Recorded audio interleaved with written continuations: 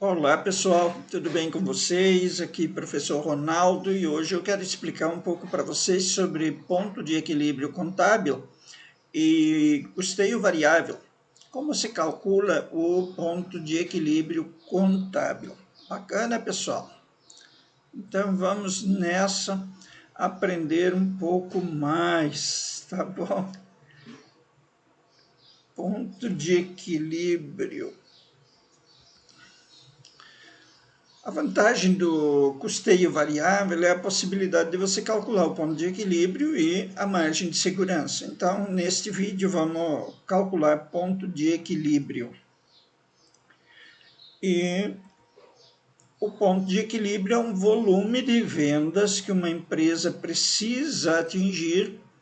Esse volume pode ser calculado em quantidades, em unidades ou em reais, em valores, tá? Mas é um volume que a empresa precisa vender para chegar num ponto de equilíbrio. O ponto de equilíbrio é o ponto em que não há lucros nem prejuízos. Tá bom? Aqui vamos ver, pronto, os tipos de ponto de equilíbrio. Temos o ponto de equilíbrio contábil, que é o que nós vamos usar hoje.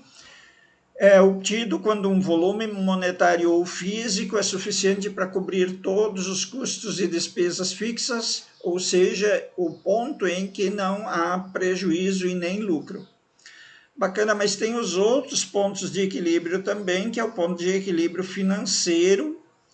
Ele é bom para fins gerenciais, mas particularmente eu não gosto dele, porque ele não me permite observar e incluir a quantidade de depreciação que eu tenho, por exemplo. A depreciação é um custo e ele ficaria fora. E como eu vou formar, então, uma reserva para depreciação? O computador que eu uso para gravar esse vídeo custa dinheiro e se eu não calcular a depreciação dele nos meus custos, então eu vou ter um problema lá na frente porque eu não formei uma reserva para comprar um novo quando for necessário.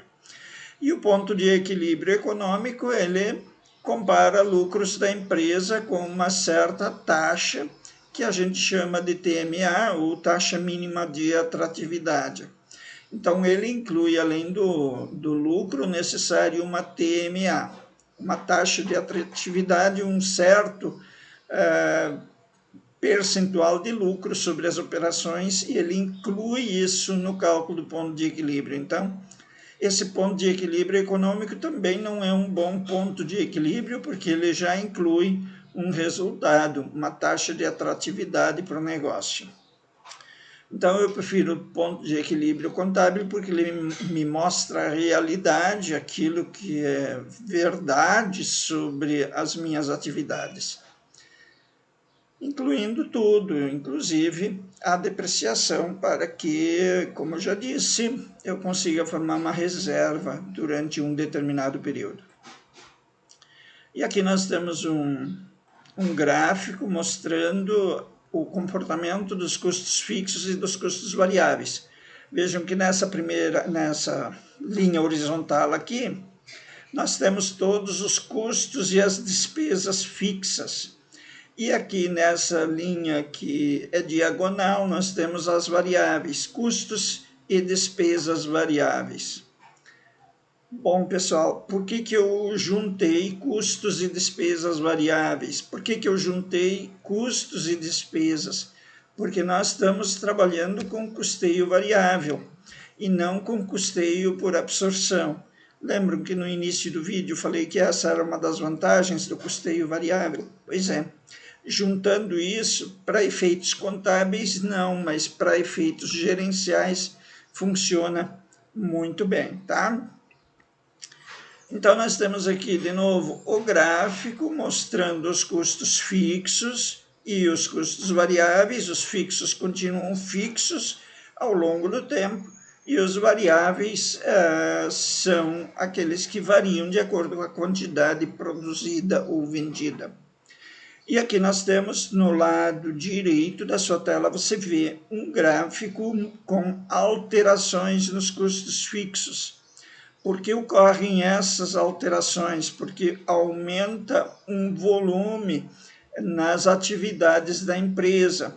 Então, a 0% nós vamos ter custos fixos, não vamos ter custos variáveis, mas vamos ter custos fixos. Se chegarmos, por exemplo, em 40% da capacidade instalada, nós vamos ter custos fixos maiores. E assim, quando chegar em 90% também. Pode ser que a gente tenha que usar mais máquinas, que nós tenhamos que mudar as instalações elétricas, nós tenhamos que contratar um outro sistema de energia. Por isso que os custos fixos aumentam em certos momentos e depois desse primeiro momento, desse aumento que houve, eles vão se manter fixos por um certo período. Por exemplo, aluguel da fábrica. Se você tem um grande galpão e você consegue produzir tudo dentro daquele galpão, aquele custo fixo vai ser eternamente fixo. No momento em que você usou toda a capacidade produtiva que tiver naquele galpão, os custos fixos vão aumentar porque você terá que alugar um novo galpão, mais um galpão, ou um outro galpão, um galpão maior. E aí os custos fixos aumentam. Apenas, então, nessas circunstâncias. E os variáveis vão aumentando na medida em que aumentam os custos totais. Então, os variáveis aumentam na medida em que aumentam as vendas, tá, pessoal? Então, aqui nós temos o ponto de equilíbrio, nós temos aqui o triângulo do prejuízo, e aqui nós temos um triângulo do lucro. O que é essa linha aqui, pessoal? Isso aqui é a linha do volume, beleza? Isso aqui é a linha dos custos fixos. E aqui nós temos os custos variáveis. Essa linha aqui, que está acima da linha das vendas, aqui é a linha das vendas, tá, pessoal? Isso aqui é a linha das vendas. Em um certo momento, a linha dos custos variáveis está acima da linha de vendas. Por quê? Porque a empresa está operando com prejuízo nesse triângulo aqui. Então, subindo, aumentando aqui, e vai chegar num ponto zero de prejuízo, nesse ponto zero, que a gente chama de ponto de equilíbrio. Então, essa aqui é a linha das vendas, que vai encontrar a linha dos custos variáveis e dos custos fixos, custos e despesas, tá, pessoal? E aí vai subir aqui e vai chegar um momento em que não vai ter lucro e nem prejuízo. Então, aqui nós temos as receitas totais, aqui, ó, as vendas, então isso aqui são as receitas totais. Aqui nós temos os custos e despesas totais, e aqui nós temos os custos fixos, custos e despesas fixos. E aqui nós temos custos e despesas variáveis. Bacana, pessoal? Então, essa linha embaixo é o volume, como eu já disse, e esse aqui é a linha do dinheiro, da grana. A grana do faturamento, a grana das despesas, a grana dos custos, tudo. Tá bom, pessoal? Então, esse é o mapa do ponto de equilíbrio. E como se calcula isso? Como se chega nesse ponto zero? Qual é o volume que eu tenho que produzir para alcançar esse ponto zero? Então, vamos supor que a empresa X apresente os seguintes dados. Volume de vendas, R$500. Preço de vendas, R$500 por unidade. Custos mais despesas variáveis, R$350 por unidade. Então, do preço de vendas, nós vamos consumir R$350 com despesas e com os custos variáveis. Beleza? Então, nós vamos ter que pegar isso aqui, esses R$500 por unidade, descontar 350 e calcular a partir desses 600 mil por mês, que é o nosso custo e despesa fixos. Então, nós vamos ter 600 mil de custos e despesas fixos, nós vamos ter R$ 350 por unidade de despesas e custos variáveis, e nós temos um preço que é de R$ 500. Então, quanto nós vamos ter que vender de mercadorias a R$ 500 para a gente cobrir 350 e 600?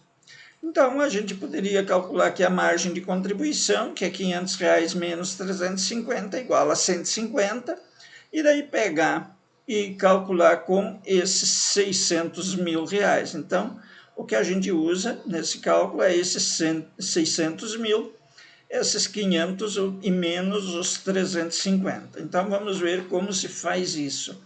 A empresa obterá seu ponto de equilíbrio quando suas receitas totais equalizarem, ou seja, estiverem iguais a seus custos e despesas totais. Então, a quantidade, o ponto de equilíbrio é igual custos mais despesas totais. Quantidade vezes R$ 500 por unidade, que é o preço, é igual a quantidade vezes R$ 350 por unidade, que são os custos e as despesas variáveis, mais os 600 mil por mês que eu preciso ter para pagar os custos e as despesas fixas. Beleza, pessoal? Então, quantidade vezes R$ 500 menos R$ 350, que é a margem de contribuição, igual a R$ 600. Então, eu vou ter que fazer a conta agora. Então, ponto de equilíbrio contábil é igual 600 mil por mês, dividido por R$ 500 por unidade, menos R$ 350 por unidade. Então, se você pegar isso, pegar 600 mil dividido por 150, vai dar R$ 4.000. 4 mil unidades por mês que você tem que fabricar e vender para chegar no ponto de equilíbrio. Depois, ele também pode ser calculado diferente. Ó. É a mesma coisa, né? Mas é um pouco mais simplificado. O ponto de equilíbrio é igual a custos mais despesas fixas, ou seja, R$ 600 mil, dividido pela margem de contribuição unitária. O que é a margem de contribuição unitária? É o preço menos despesas e custos variáveis. Então, a margem de contribuição nós vimos que deu 150. Então, o ponto de equilíbrio é 600 mil dividido por 150 igual a 4 mil unidades. Então, nós vamos ter 600 mil reais dividido pelos 150 reais que sobra do preço quando a gente paga os custos e as despesas variáveis. E isso dá 4 mil.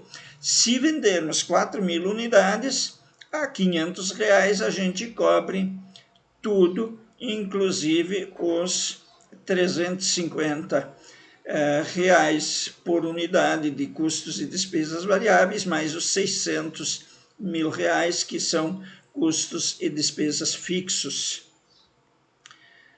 E agora nós poderíamos, então, transformar o ponto de equilíbrio de unidades em reais. É só pegar os 4 mil, multiplicar pelos 500 reais, que é o preço, vai dar 2 milhões de reais.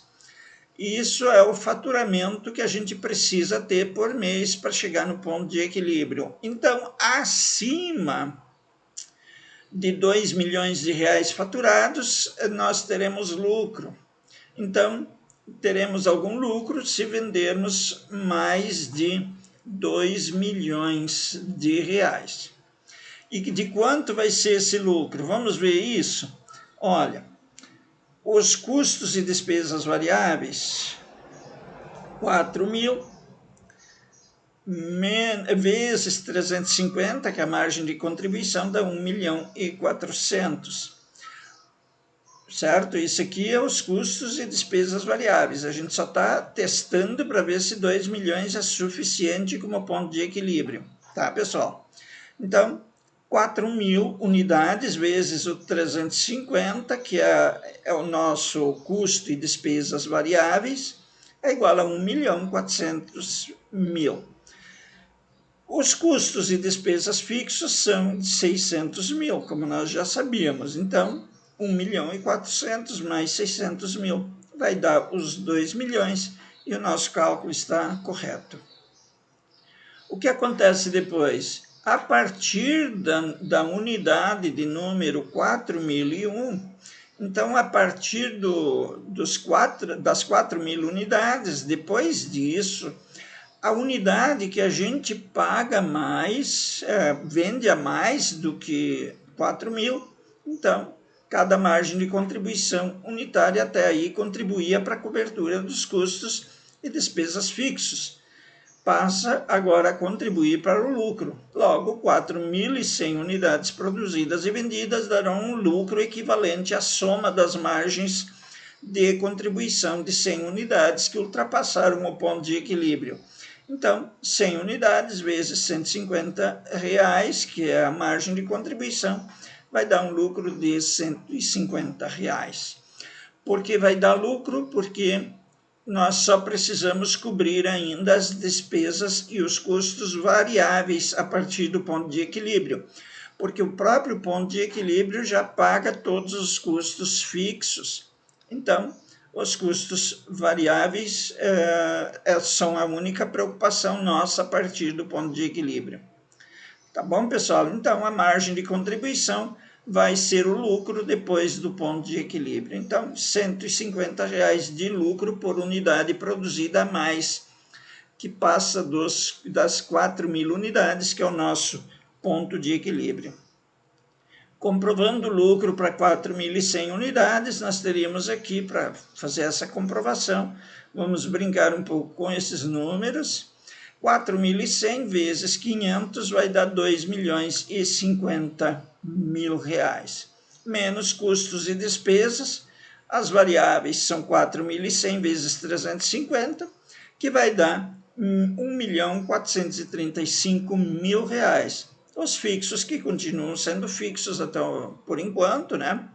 Dá 600 mil. E o lucro, então, é a diferença disso aqui. Então, o lucro é R$15.000. Beleza, pessoal? Então, era isso que eu queria conversar com vocês. Eu quero agradecer a cada um de vocês por ter assistido esse vídeo. Deixar um grande abraço para cada um de vocês e espero que Deus guarde cada um e que eu possa encontrá-los em breve, tá bom? Um abraço, pessoal. Felicidades para vocês.